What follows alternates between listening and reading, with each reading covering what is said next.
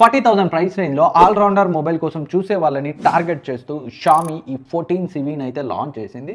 So ఇది ఎంతవరకు success అయింది ఆల్రౌండర్ ఫోన్ అవ్వడంలో అనే దాని గురించి ఈ వీడియోలో డిస్కస్ చేద్దాం. ఆలస్యం చేయకుండా వీడియో స్టార్ట్ చేసేద్దాం. అండ్ అన్బాక్సింగ్ వీడియో నేను సపరేట్గా చేయలేదు కాబట్టి ఫటాఫట్ బాక్స్ కంటెంట్స్ అయితే చూద్దాం. బాక్స్లో మనకి మొబైల్ ఉంది, 67 watt charger and Type-C cable, warranty card and paper work and TPU hard case అయితే ఉంది క్లియర్ది and SIM ejector tool, pre applied screen ప్రొటెక్టర్తో అయితే మొబైల్ వచ్చింది అండ్ కొన్ని ఎక్స్ట్రా స్టిక్కర్స్ అయితే ఉన్నాయి. ఇవి బాక్స్ కంటెంట్. అండ్ ఫటాఫట్ ఫిజికల్ ఓవర్వ్యూ చూద్దాం. బాటమ్ లో మనకి మెయిన్ స్పీకర్ ఉంది, Type-C port, primary mic and SIM tray అయితే ఉంది. అండ్ టాప్ లో మనకి IR blaster, secondary mic and secondary speaker అయితే ఉంది. And right side power button come volume rockers ఉన్నాయి అండ్ లెఫ్ట్ సైడ్ మనకైతే ఏమీ రాలేదు. అండ్ దీనికి సంబంధించిన డీటెయిల్ స్పెసిఫికేషన్స్ ఒకవేళ మీకు ఇంతకుముందు తెలియకుండా ఉంటే ఇక్కడ స్క్రీన్ పై వస్తాను, వీడియోని పాజ్ చేసి అయితే చూడండి. And design and build quality గురించి మాట్లాడుకుంటే సో డిజైన్ అయితే చాలా ప్రీమియంగా ఉంది. వీళ్ళు జనరల్గా మిడ్ రేంజ్లోనే 20-30 వేలలోనే సో సరదాకే మంచి ప్రీమియం డిజైన్తో అయితే తీసుకొస్తుంటారు షామీ మొబైల్స్. ఒకవేళ తెస్తే ఈవెన్ రెడ్మీ మొబైల్స్లో కూడా మనకి ప్రీమియం డిజైన్ ఉంటుంది. అలాంటిది 40,000 రేంజ్లో సో చాలా అంటే చాలా ప్రీమియంగా ఉంది అండ్ కాంపాక్ట్గా అనిపిస్తుంది. ఎందుకంటే జస్ట్ 6.55 ఇంచ్ సైజ్ డిస్ప్లే తోటే వస్తుంది కాబట్టి జనరల్గా మనం చాలా మొబైల్స్ ఈ మధ్య కాలంలో 6.67, 6.7 ఇంచ్ సైజ్ డిస్ప్లేతో వస్తున్నాయి. ఇది 6.5 ఇంచ్ కావడం వల్ల ఎవరైతే కొంచెం చిన్నదిగా ఉండాలి, కాంపాక్ట్గా ఉండాలి అనుకుంటారో వాళ్ళకైతే డెఫినెట్గా నచ్చుతుంది. సో ఈ కెమెరా మాడ్యూల్ ఏదైతే ఉందో సో ఇది కొంచెం ఇటు సైడ్ ఇచ్చారు, కొంచెం మిడిల్లో ఇస్తే ఇంకా బాగుండేది. బట్ స్టిల్ వెయిట్ డిస్ట్రిబ్యూషన్ చాలా బాగుంది అండ్ అరౌండ్ 179 గ్రామ్స్ వెయిట్తో సో ఎవరైతే సో లైట్ వెయిట్గా ఉండాలి, కాంపాక్ట్గా ఉండాలనుకుంటారో వాళ్ళకైతే చాలా బాగా నచ్చుతుంది. చాలా స్లీక్ డిజైన్తో వచ్చింది. అండ్ ఫ్రంట్ డిజైన్ కూడా మనకి సో డ్యూయల్ పిల్ షేప్డ్ డిజైన్తో అయితే వచ్చింది.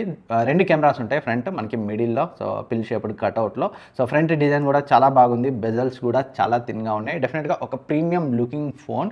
అండ్ డిస్ప్లేని ప్రొటెక్ట్ చేస్తూ గొరిల్లా గ్లాస్ విక్టస్ 2 అయితే ఇచ్చారు, అదైతే మంచి విషయం. అండ్ ఫ్రేమ్ అంతా కూడా మనకి సో అల్యూమినియం ఫ్రేమ్, సో చాలా సాలిడ్గా అనిపిస్తుంది మొబైల్ చేతిలో పట్టుకున్నప్పుడు. అండ్ బ్యాక్ సైడ్ ఈ పర్టికులర్ కలర్ ఏదైతే ఈ బ్లూ కలర్ వేరియంట్ ఉందో సో ఇది గ్లాస్ బ్యాక్తో అయితే వస్తుంది. సో ఇది పైన మనకి కొంచెం స్ట్రైప్ డిజైన్ అండ్ బాటంలో ప్లెయిన్ డిజైన్ అయితే ఇచ్చారు ఈ బ్లూ కలర్ వేరియంట్లో. అండ్ ఇది కాకుండా మరొక 2 కలర్స్ కూడా ఉన్నాయి నా దగ్గర. సో ఇవైతే డమ్మీస్. ఒకటి బ్లాక్ కలర్, ఈ బ్లాక్ కలర్ కూడా సేమ్ ఇంతకుముందు బ్లూ లాగే బ్యాక్ సైడ్ గ్లాస్ బ్యాక్ తోటే వస్తుంది. అండ్ ఏదైతే ఈ గ్రీన్ కలర్ వేరియంట్ ఉందో సో ఇందులో ఈ స్ట్రైప్డ్ డిజైన్ ఉన్న ఏరియా ప్లాస్టిక్, మిగిలిందంతా కూడా vegan leather. So build quality పరంగా ఈ గ్రీన్ కలర్ వేరియంట్ వాటితో డిఫరెంట్గా ఉంటుంది, ప్లాస్టిక్ అండ్ వేగన్ లెదర్ కాంబినేషన్లో వస్తుంది. సో ఈ 2 మొబైల్స్ మనకి గ్లాస్ బ్యాక్తో వస్తాయి. సో బిల్డ్ క్వాలిటీ పరంగా కూడా షామీ 14 సాలిడ్గా ఉంది. అండ్ డిస్ప్లే కూడా ఇందులో నెక్స్ట్ లెవెల్ అయితే ఉంది. 20-30 వేలలోనే చాలా రెడ్మీ పోకో మొబైల్స్లో మంచి డిస్ప్లేస్ అయితే ఇస్తున్నారు. అలాంటిది ఈ ప్రైస్ రేంజ్లో మంచి ఫ్లాగ్షిప్ డిస్ప్లేని అయితే ఇచ్చారు. అండ్ ఇది క్వాడ్ మైక్రో కర్వ్డ్ డిస్ప్లే, అంటే 4 సైడ్స్. జనరల్గా కర్వ్డ్ డిస్ప్లే అంటే ఈ సైడ్స్ మాత్రమే కర్వ్ ఉంటుంది, బట్ ఇది సో టాప్ బాటంలో కూడా సో మైక్రో కర్వ్ అయితే ఉంటుంది. సో ప్రీ అప్లైడ్ స్క్రీన్ ప్రొటెక్టర్తో వచ్చింది, దాన్ని అయితే తీయకండి ఎందుకంటే మీకు మార్కెట్లో దొరక్కపోవచ్చు దీనికి సరిపడా. మరి ప్లాస్టిక్ ఫిల్మ్ అయితే ఓకే, గ్లాస్ అయితే దొరక్కపోవచ్చు, దాన్ని అయితే గుర్తుపెట్టుకోండి. డిస్ప్లే చాలా షార్ప్గా ఉంది, వ్యూయింగ్ యాంగిల్స్ బాగున్నాయి. 6.55 ఇంచ్ సైజ్లో 120Hz refresh రేట్తో 12-bit AMOLED panel అయితే వీళ్ళు యూజ్ చేశారు. డిస్ప్లే క్వాలిటీ చాలా బాగుంది, HDR10+ ని సపోర్ట్ చేస్తుంది అండ్ నెట్ఫ్లిక్స్లో డాల్బీ విజన్ కూడా సపోర్ట్ చేస్తుంది. ఇందాక చెప్పినట్టు గొరిల్లా గ్లాస్ విక్టస్ 2 చే ప్రొటెక్ట్ చేయబడి ఉంది. 3000 నిట్ పీక్ బ్రైట్నెస్తో వస్తుంది. వీడియోస్ చూసేటప్పుడు అయితే చాలా మంచి ఎక్స్పీరియన్స్ అయితే వస్తుంది. బట్ పెద్ద డిస్ప్లే కావాలనుకునే వాళ్ళకి ఇది కొంచెం తక్కువ అనిపించవచ్చు 6.5 ఇంచ్ కావడం వల్ల.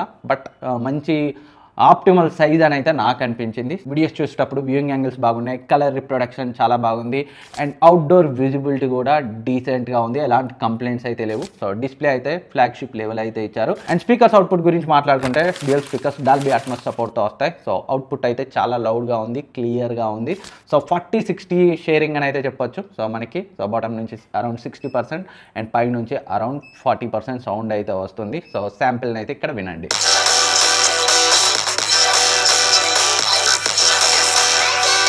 And performance obviously Snapdragon 8S Gen 3 చిప్సెట్తో వస్తుంది. పర్ఫార్మెన్స్ అయితే చాలా బాగుంది. AnTuTuలో సో నియర్లీ 1.5 మిలియన్ అయితే స్కోర్ చేసింది. 4nm chipset, TSMC manufacture.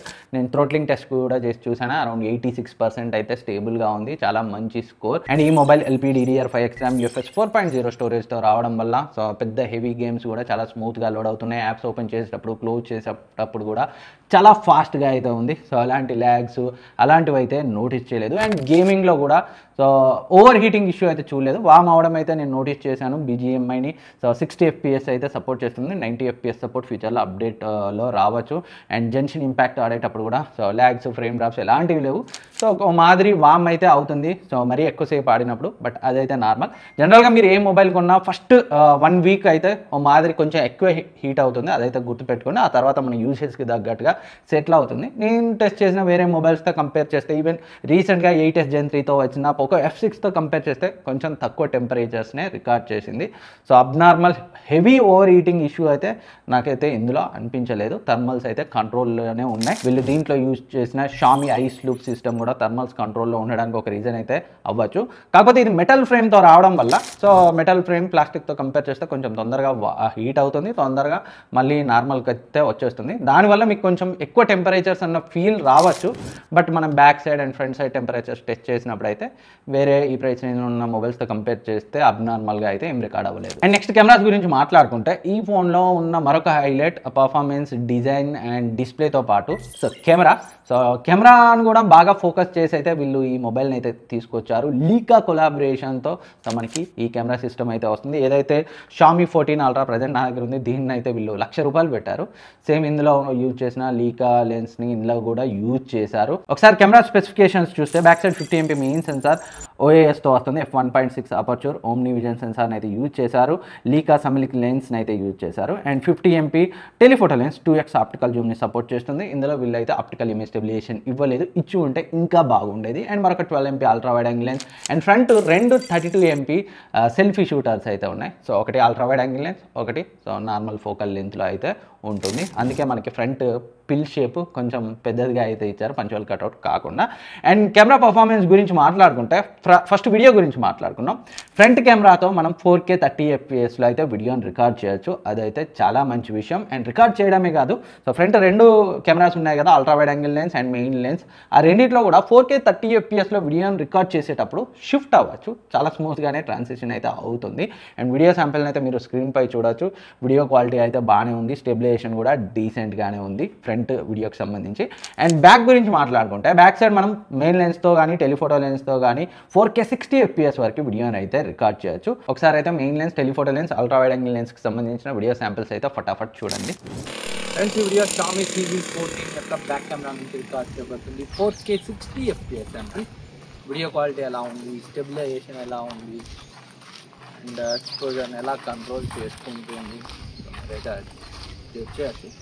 And ఇప్పుడు నేను కొంచెం ఫాస్ట్గా నడుస్తాను, స్టెబిలైజేషన్ కూడా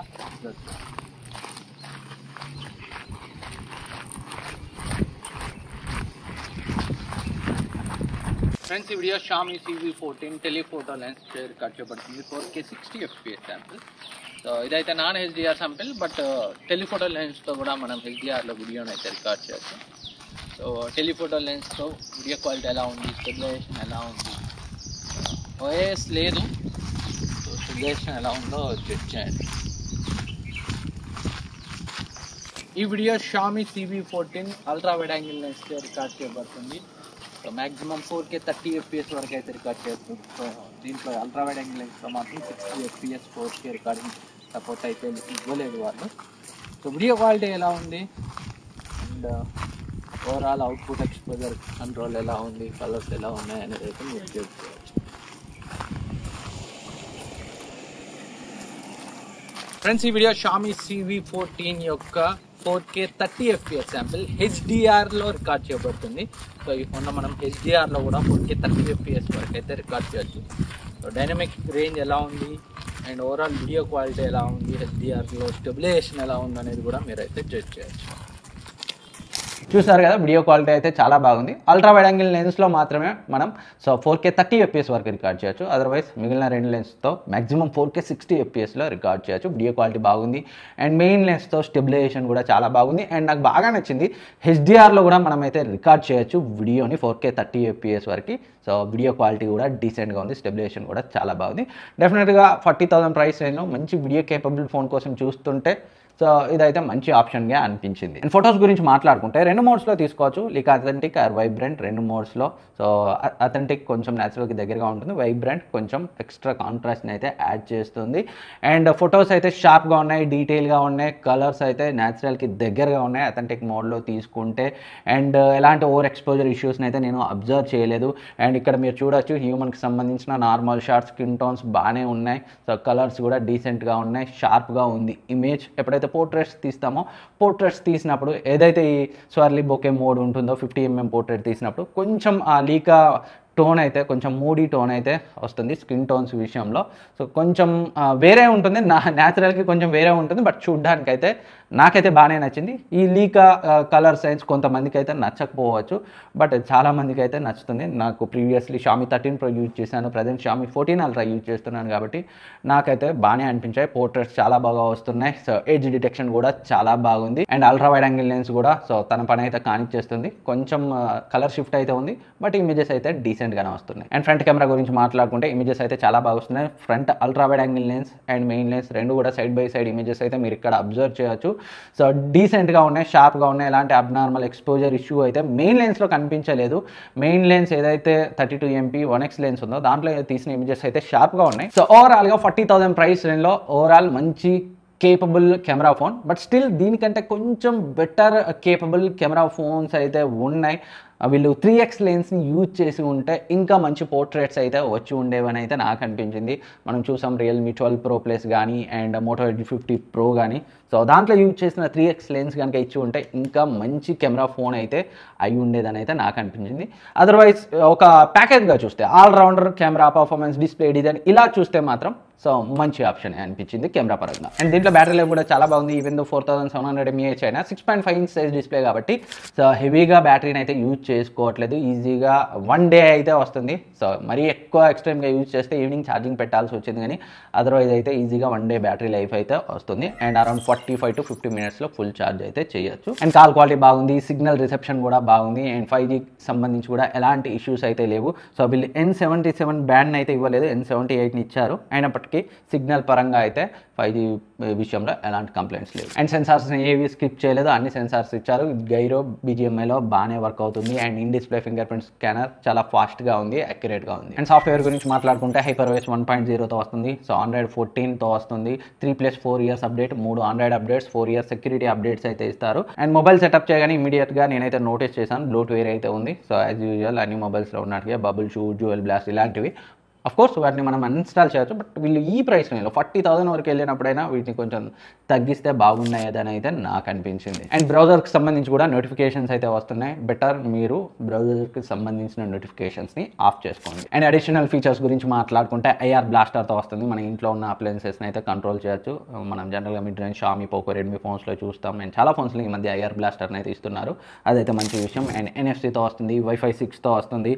అండ్ IP53 వాటర్ రెసిస్టెన్స్తో అయితే వస్తుంది. కొంతవరకు జల్లుల్ని అయితే తట్టుకుంటుంది. సో ఇదైతే చెప్పుకోదగ్గ విషయం కాదు ఈ ప్రైస్ రేంజ్లో. అండ్ కాన్స్ గురించి అయితే మాట్లాడుకున్నాం. సో పెద్దగా కాన్స్ అంటే బ్లోట్వేర్ని అయితే వీళ్ళు ఇచ్చి ఉండకుండా ఉండాల్సింది ఈ ప్రైస్ రేంజ్లో. అఫ్కోర్స్ అన్ఇన్స్టాల్ చేయగలిగిన అది ఇవ్వాల్సింది అయితే కాదు. అండ్ అంతేకాకుండా సో IP68 రేటింగ్ ఇచ్చి ఉంటే బాగుండేది, జస్ట్ IP53 ఇచ్చారు. సో ఈ ప్రైస్ రేంజ్లోనే కాదు, ఈవెన్ 20,000 పైన ప్రైస్ రేంజ్లో కూడా IP68 ఇస్తున్నారు. సో వీళ్ళే ఇచ్చారు Redmi Note 13 Pro Plus అనుకుంటా, IP68 ఇచ్చారు దీంట్లో. సో అది ఇచ్చి ఉంటే ఇంకా మంచి ఫ్లాగ్షిప్ ఎక్స్పీరియన్స్ అయితే ఉండేది. అండ్ కొంచెం బెటర్ కాంపిటీషన్ అయితే ఇచ్చేది వేరే ఆప్షన్స్కి. అండ్ హ్యాప్టిక్స్ కూడా కొంచెం వీక్గా ఉన్నాయి, ఇంకా బెటర్గా ఉండాల్సింది. సో ఇది Xiaomi CV14తో నా ఎక్స్పీరియన్స్. ఇంకేమైనా డౌట్స్ ఉంటే కింద కమెంట్ సెక్షన్లో కమెంట్ చేయండి, నేనైతే రిప్లై ఇస్తాను. అండ్ సబ్స్క్రైబ్ చేసుకొని పక్కన ఉన్న బెల్ ఐకాన్ని యాక్టివేట్ చేసుకోండి. ఎప్పటికప్పుడు హానెస్ట్ అన్బాక్సింగ్ అండ్ రివ్యూ వీడియోస్ని అయితే తీసుకొస్తుంటాను. ఓవరాల్గా ఈ మొబైల్ని కన్సిడర్ చేయొచ్చా అంటే, మీరు కనుక compact size and premium design and మంచి డిస్ప్లే అండ్ మంచి speakers and performance and camera కాంబోగా కావాలి అనుకుంటే దీన్ని అయితే కన్సిడర్ చేయొచ్చు. ఓన్లీ కెమెరానే బెటర్గా కావాలనుకుంటే వేరే ఆప్షన్ ఉంది. లేదు పర్ఫార్మెన్సే బెటర్గా ఉండాలంటే వీళ్ళది Poco F6 30,000 లోపే వస్తుంది. అదర్వైజ్ ఈ ప్రైస్ రేంజ్లో ఓవరాల్గా డీసెంట్ ఆప్షన్గా అయితే అనిపించింది. సో అదర్వైజ్ మీకు ఇంకేమైనా బెటర్ ఆప్షన్ అనిపిస్తే కింద కమెంట్ సెక్షన్లో కమెంట్ చేయండి, నేనైతే రిప్లై ఇస్తాను. మీకు ఇంకేం డౌట్స్ ఉన్నా కింద కమెంట్ సెక్షన్లో. థ్యాంక్ యూ ఫర్ వాచింగ్, మళ్ళీ కలుద్దాం.